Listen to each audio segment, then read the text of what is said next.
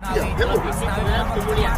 Dia pukul panjang dalam itu tinduk. Sulitnya kemuliaan. Jadi bagaimana kalian mengatur kemuliaan kalian itu yang penting.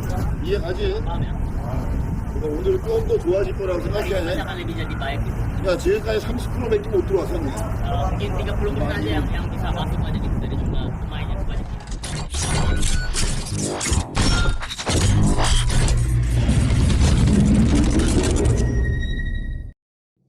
Menteri Pemuda dan Olahraga, Menpora, Zainuddin Amali mengaku banyak pemain yang ingin menjadi warga negara Indonesia, WNI, demi bisa tampil memperkuat Timnas U20 Indonesia di Piala Dunia U20 2023.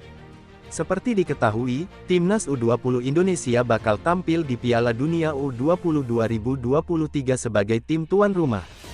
Untuk menghadapi Piala Dunia U20 2023 ini, pelatih Timnas U20 Indonesia, Shin Tae-yong memang menargetkan untuk menaturalisasi beberapa pemain.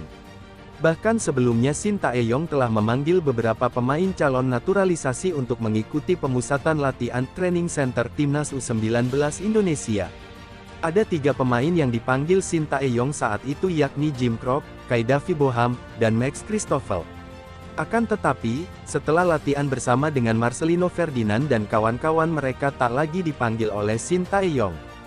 Zainuddin Amali bahkan mengaku bahwa sampai saat ini belum ada pengajuan nama-nama pemain naturalisasi kecuali 3 nama untuk pemain senior.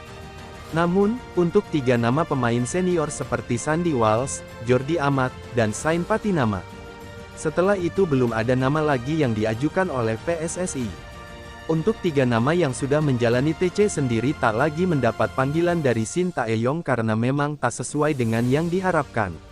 Kalau itu belum ya, yang sudah itu kan yang Jordi Amat dan Sandy Walsh itu untuk senior persiapan untuk Piala Asia nanti, kata Zainuddin Amali kepada awak media di Komplek Istana Merdeka, Jakarta Pusat, Rabu, tanggal 21 September tahun 2022. Menurut Amali memang banyak pemain yang ingin bisa membela Timnas U20 Indonesia. Baca juga, Luis Milla ucapkan selamat atas pencapaian Shin Tae-yong di Timnas U20 Indonesia. Hanya saja terkait untuk pemain naturalisasi itu sepenuhnya keputusan ada di tangan pelatih asal Korea Selatan tersebut. Kalau yang untuk U20 belum, kemarin sempat ada 3 calon tapi kemudian dikembalikan Coach Shin Tae-yong karena kelihatan tidak cocok, ucap Amali.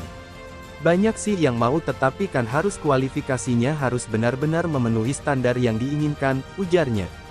Meski belum ada nama yang masuk ke Kemenpora, tetapi Shin Tae-yong sebelumnya mengaku telah mengajukan beberapa nama ke PSSI.